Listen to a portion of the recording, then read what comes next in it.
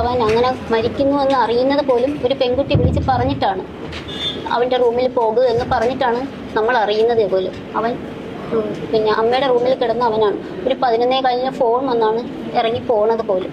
പക്ഷേ എന്താ പറയുക, അത്രയും എൻ്റെ മോനെ അവൾ മാനസികമായിട്ടായാലും ശാരീരികമായിട്ടായാലും ഭയങ്കരമായിട്ട് അവൾ ഉപദ്രവിച്ചുകൊണ്ടിരിക്കുമായിരുന്നു.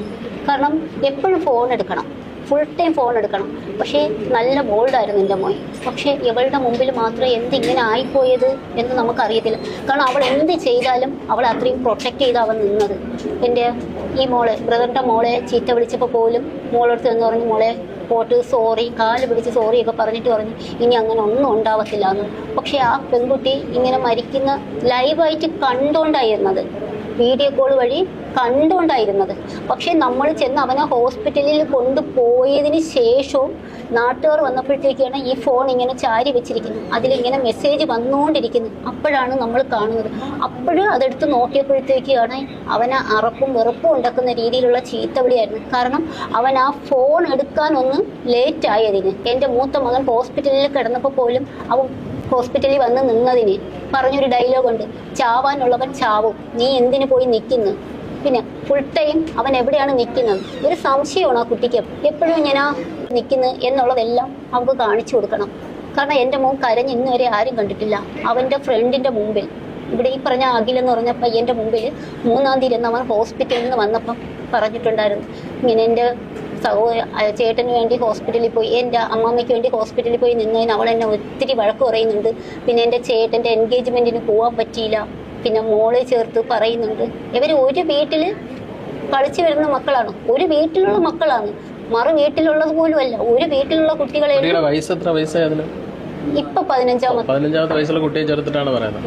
ഇപ്പൊ 15 വയസ്സായതേ ഉള്ളൂ. അന്ന് 14 വയസ്സിലാണ് ഈ ചീത്തയൊക്കെ വിളിക്കുന്നത് പോലും. അപ്പൊ അത്രയും നികൃഷ്ടമായിട്ട്, എന്നിട്ട് പോലും പോലീസ് എല്ലാ തെളിവുകളും, നമ്മുടെ കയ്യിൽ എല്ലാ തെളിവുകളും ഉണ്ട്.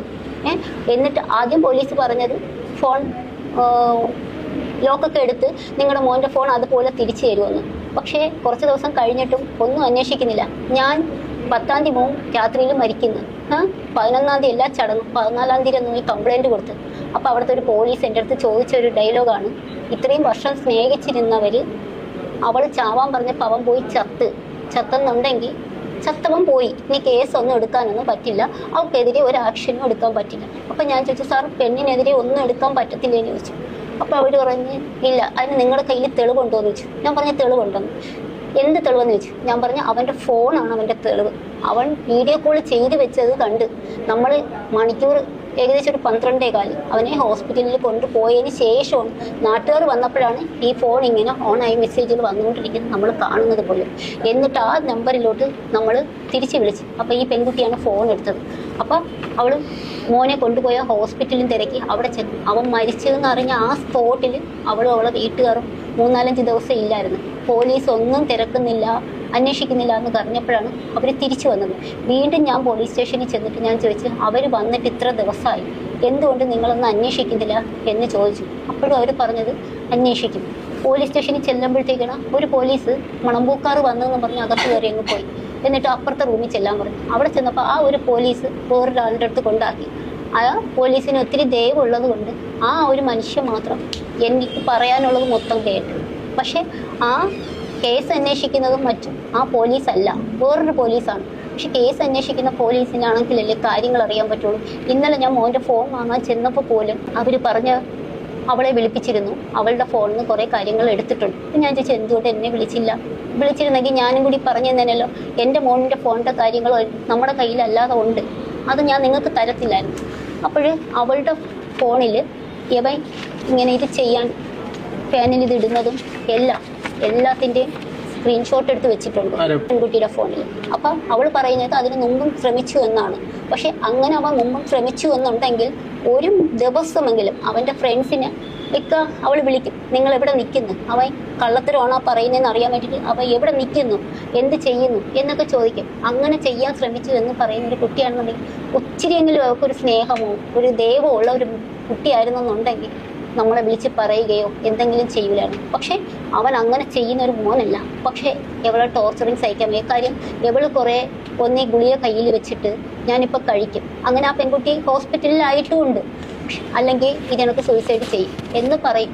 അതിലും ലാസ്റ്റ് ദിവസവും പറയുന്നുണ്ട്, ഞാൻ 12:05 കഴിയുമ്പോൾ ഞാൻ കാണിച്ചു തരാം എന്ന് പറയുന്നുണ്ട്. അത്രയും ചീത്തയാണ് വിളിച്ചിരിക്കുന്നത്. പക്ഷേ ഇതുവരെയും ഒരന്വേഷണവും അങ്ങോട്ടുണ്ടായിട്ടുമില്ല. എനിക്കറിയാം അവിടെ നിന്ന് ഒന്നും ഉണ്ടാവാനും പോണില്ല. കാരണം പെണ്ണ് ചെയ്തു കഴിഞ്ഞാൽ ഒന്നുമില്ല. അവരടുത്ത് ഞാൻ ചോദിച്ചു, ആണിന് ഒരു വിലയും നിലയും ഈ സമൂഹത്തിലില്ലേ എന്ന് ഞാൻ പോലീസിൻ്റെ കൂടെ തന്നെയാണ് ചോദിച്ചത്. അവരൊന്നും മിണ്ടിയില്ല. പക്ഷേ അന്ന് ഞാൻ പറയുന്നത് കേട്ട ഒരു പോലീസ് ഉണ്ടായിരുന്നു.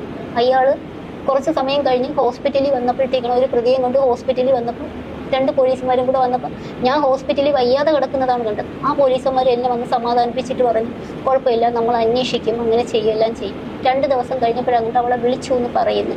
പക്ഷേ വിളിച്ചിട്ടുണ്ടാവും, അതുകൊണ്ടാണല്ലോ ഇവരിങ്ങനെ ബാക്കി കാര്യങ്ങൾ അറിയുന്നത്. പക്ഷേ അവൾ പറയുന്ന എല്ലാ കാര്യങ്ങളും ഞാൻ പോലീസിൻ്റെ അടുത്ത് അങ്ങോട്ട് പറഞ്ഞു. പക്ഷേ അവർക്കതൊന്നും വിശ്വാസമാവുന്നില്ല. എന്താണ് ഇവിടെ നടക്കുന്നതെന്ന് എനിക്കറിയത്തില്ല. പക്ഷേ എൻ്റെ മോനെ കൊന്നതാണ്. അവൾ ടോർച്ചർ ചെയ്ത് മാനസികമായിട്ട്, ശാരീരികമായിട്ടുള്ള ഉപദ്രവത്തിനേക്കാളും മാനസികമായിട്ട് ഉപദ്രവിച്ച് എൻ്റെ മോനെ കൊന്നത് തന്നെയാണ്. അല്ലെന്ന് ഞാൻ ഒരിക്കലും പറയത്തില്ല. കാരണം അത് അവൻ്റെ ചാറ്റുകൾ കണ്ടു കഴിഞ്ഞാൽ അവനെ അറിയാം.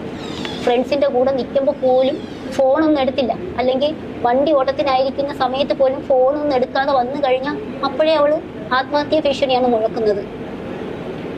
എന്ത് ചെയ്തെന്നോ എങ്ങനെ ആയിരുന്നെന്നോ ഒന്നും എനിക്കറിയാൻ വയ്യ. പക്ഷെ എന്താണ് ഇവിടെ നടക്കുന്നതെന്ന് എനിക്കറിയത്തില്ല. പക്ഷെ എൻ്റെ മോനെ കൊന്നതാണ്.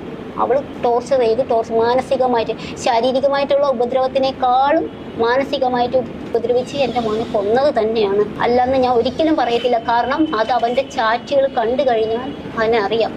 ഫ്രണ്ട്സിൻ്റെ കൂടെ നിൽക്കുമ്പോൾ പോലും ഫോണൊന്നും എടുത്തില്ല. അല്ലെങ്കിൽ വണ്ടി ഓട്ടത്തിനായിരിക്കുന്ന സമയത്ത് പോലും ഫോണൊന്നും എടുക്കാതെ വന്നു കഴിഞ്ഞാൽ അപ്പോഴേ അവൾ ആത്മഹത്യാ ഭീഷണിയാണ് മുഴക്കുന്നത്. എന്ത് ചെയ്തെന്നോ എങ്ങനെ ആയിരുന്നെന്നോ ഒന്നും എനിക്കറിയാൻ വയ്യ.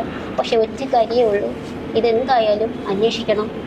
ആൺകുട്ടികൾക്ക് നീതി വേണം. ആൺകുട്ടികൾ ഇനി എൻ്റെ മോനെ പോലെ ഒരു കുട്ടിയും ഇനി ഈ സമൂഹത്തിൽ ഉണ്ടാവരുത്. മറ്റേ ഷാരോൺ കേസിൽ കുറച്ച് വിഷം കൊടുത്തു കൊന്നു. പക്ഷേ ഇതങ്ങനെയല്ല, കുറേശ്ശെ മാനസികമായിട്ട് പീഡിപ്പിച്ചു കൊന്നു. ഇത്രയും തെളിവുണ്ടായിട്ട് പോലും ഒന്നും അവർ ചെയ്യുന്നില്ല. എന്തായാലും നമ്മൾ DGPക്ക് പരാതി കൊടുത്തിട്ടുണ്ട്.